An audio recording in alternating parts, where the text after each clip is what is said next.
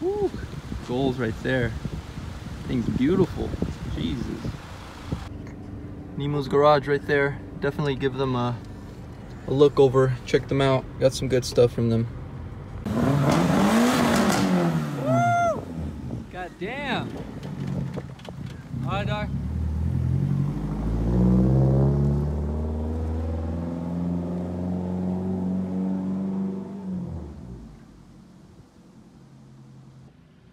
Alright, so as you guys can see, I've already went ahead and unboxed this guy. We're going to be trying it on right now because I really want to see how this looks and feels. This is the Circuit Hero Teardrop shifter, all billet, and it is beautiful. So yeah, I'm also going to be opening up these guys right now just to see what they look like. So this is kind of like a little bit of an unboxing, I guess, if you want to call it that. This is the K-tuned grounding straps, cables.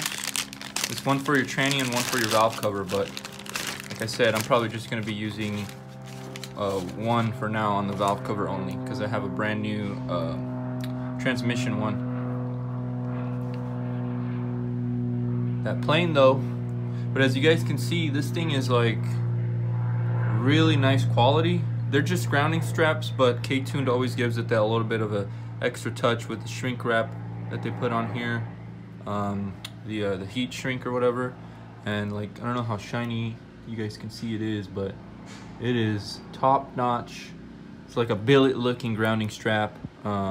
Really strong. It's not going anywhere. So 20 bucks, can't go wrong. It adds that little bit of a touch considering how the old one looked. Let me grab it. Well, I'll show you guys right now the comparison of the difference between these. And sorry, there's a lot of noise. Where I live, they're doing all the landscaping right now. So this is the K-tuned battery tie down in silver. This thing was like 45 bucks, cheaper than on eBay, I believe. So let's go ahead and open it up too and see what it looks like. Let's take the main piece out for right now first. Ooh, she's beautiful. It feels good. It's really light, super light. I'm guessing this is probably 6061 machined aluminum. Don't quote me on that, but I believe a lot of their stuff is made with that. And it is really nice. I really like this thing. It's top quality stuff. If you look behind it, you can see like the way that they machine this stuff. See some of the little things. Okay, so he's gone. It got really loud. He was getting closer and closer. But anyway, as you guys can see, these guys adjust here. And then these guys obviously just clamp down to the sides of the little, what do you call it? The little battery tray thing that I might end up deleting. I don't know. We might run it for a while. We'll find out. This is really nice though. So, there you have it. Oh, and I also got these little stickers from Nemo's garage. And I'm gonna be taking off some of the ones that we have on here because I don't even follow or, you know, really know them. The previous owner put those on there and I want to put my own. So I'm gonna put Nemo's garage because I highly support them. Really nice people and great prices, high quality stuff. Everything they do is like clean, high quality, no, you know, ricer looking garbage stuff, if that makes any sense at all. So something I wanted to show was how disgusting this grounding strap is. I don't even know why it's brown. Why would you color a grounding strap brown? It should be black, no? I don't know. But we're gonna take this horrible, disgusting thing off and just toss it because I don't want it. I don't ever want to see it again. Poor grounding strap. It did its job. But let's just go ahead and mock this K-tuned one up and see what she looks like. Obviously, we're probably gonna need some new bolts because these are a little crappy as well, but that makes a big difference. It looks so much cleaner, especially in person. I wish you guys could see this in person. It looks so much better. that hideous thing that was on there is just horrible. It kept bothering me. It's the little things like that that bother me sometimes. Let's see if you guys can see. K-tuned, baby. Nice. So I can't necessarily put this thing over this battery. It is way too fat. So, and it obviously doesn't go this way, so I don't know what I'm gonna do about this. I'm probably gonna need a slim battery.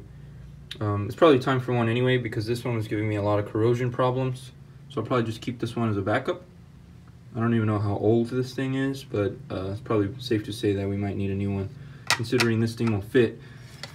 But that's pretty much how it would look. But then I also ran into this problem.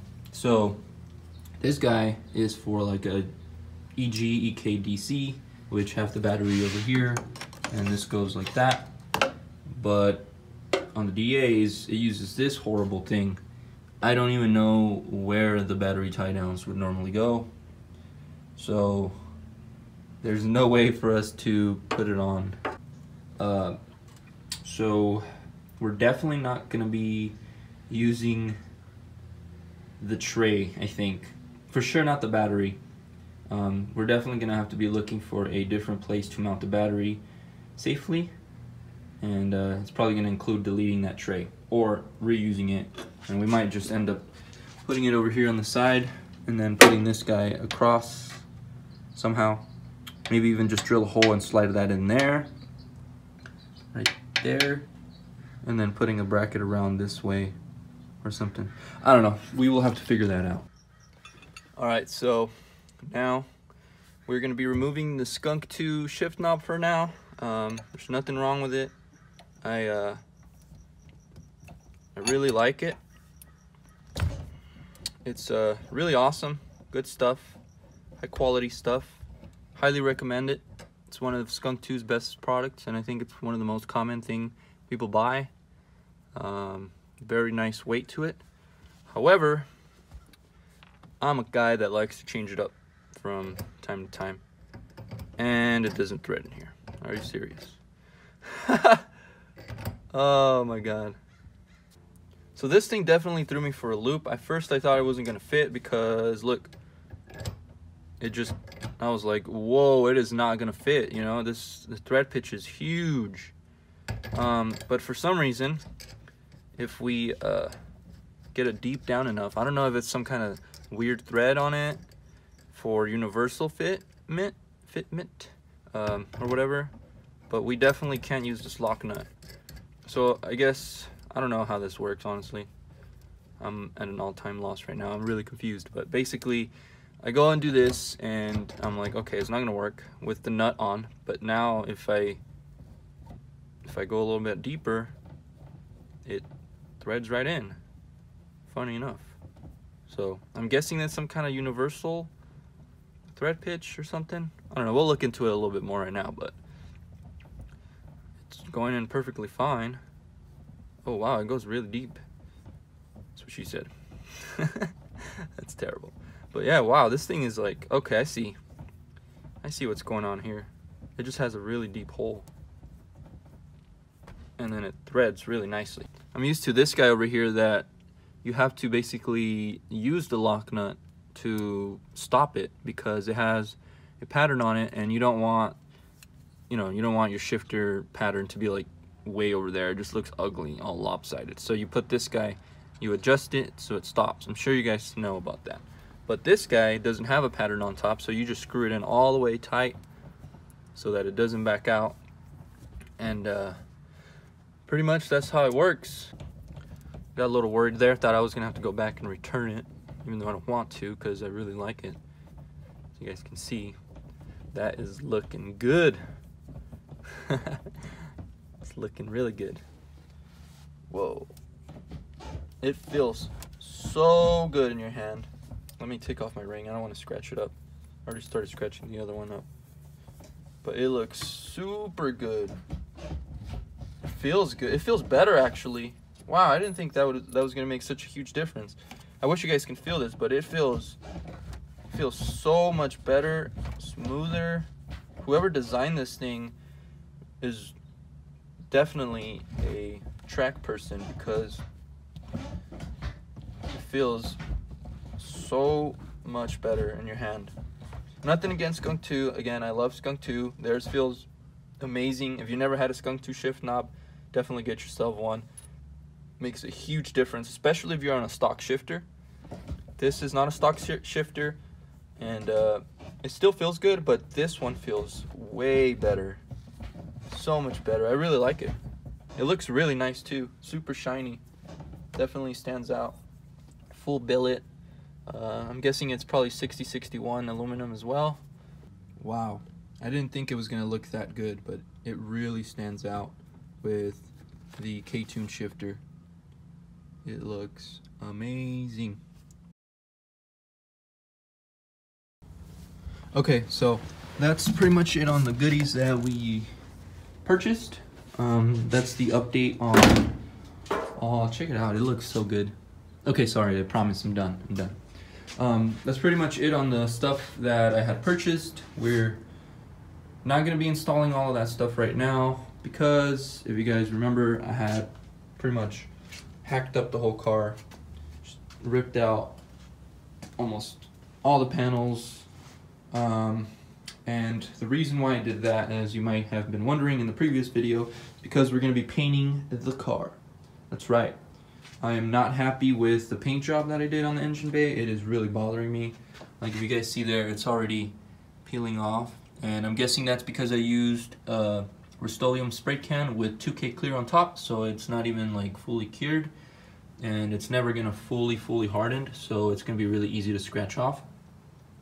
And I don't know if you guys can see, but it's really glossy right here, and then there is a dry spot right there. So there's a lot of dry spots, a lot of ugly bumps everywhere.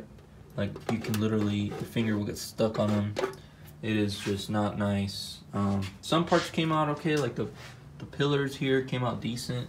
Some of this stuff right here came out like not too bad. But for the most part, if you look, it's just, you look down there, it's super rough. It's not nice. Between these guys here, it's just terrible. This one came out kind of decent, but even there, it's really rough, and that could have easily been avoided if I had prepped it more and not been so lazy. So what I'm gonna end up doing is shaving down the whole bay. I'm gonna disconnect mostly everything. I'm still not gonna pull the motor out simply because I don't have to. But I am gonna try to get deeper down in there and mask the engine a lot better with some plastic and stuff. Try to get all the way down back there, and obviously all of this up here, because it is looking really ugly right now. And I'm gonna try to prep a lot better. I'm gonna actually be using this sander as well as a grinder with attachments on it, like a what do you call it, a wire wheel, so I can get in between all the little cracks and stuff, especially in between here, because you guys can hear that it is rough. I don't even know how they get that rough, but it is rough. We're gonna be sanding down all of these panels, all of these guys. Yes, that's a stroller. All of this, and prepping all of this, the trunk. I also went ahead and ripped out this guy because I'm gonna be cleaning back all over here, prepping all of that. And I want to get a cut on my rear bumper. I want to cut like half of it off. I want to cut it like, I don't know, right below that light, so that we can show kind of the underbay a little bit and have a K-Tune turned down muffler, because I think that looks really nice and it shows off all the underbody of the car. Although on these DAs there is that giant protruding piece there that I don't like, but we'll see how it turns out. So I'm not even sure what this material is.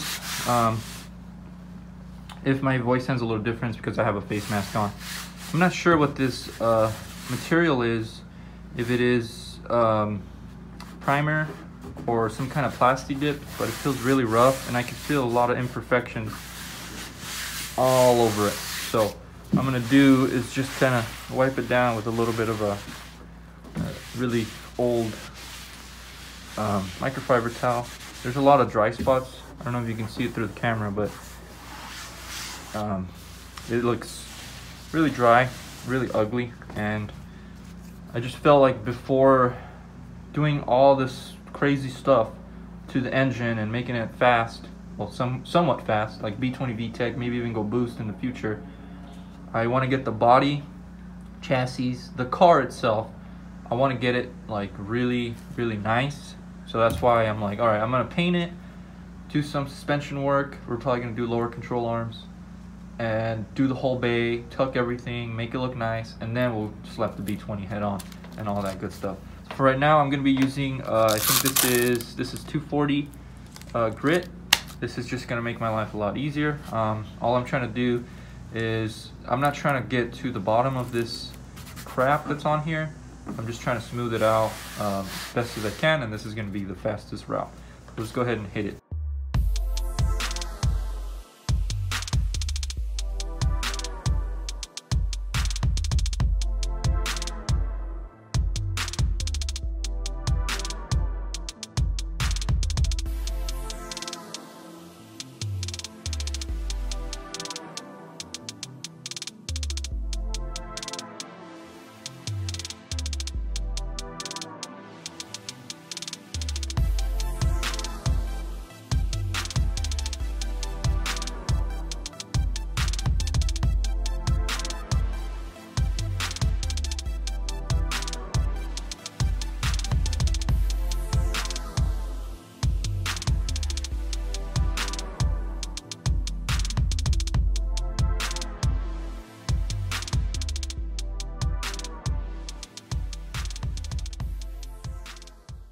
Alright, so it is feeling so much smoother already. I don't know if you can hear it. There's some imperfections. There's one right there. So this is why I wanted to hit it with that. As you guys can see, I didn't go for super long because it is 240. It's really, really coarse. Usually with paint, you don't want to go too much. I'm not a professional by any means, but I do know that you want to go like 320 to 400 wet sand. So that's why I didn't go like crazy with it, but it already made it feel so much smoother, and that's exactly what we want. So I'm gonna go ahead and keep hitting this with the 240. I'm also gonna be running down to the store either right now or after work, because I actually have to get to work pretty soon. So I'm not gonna be recording too much more of this right now. We'll leave that for the next video. I'll go into a little bit more detail on exactly how I'm gonna go about painting the car. So unfortunately, that's gonna be it for this video. I hope you guys enjoyed it. I know it was a little short and we didn't do too much, but on the next one we'll be getting the car ready for paint a little bit more. So thanks for watching.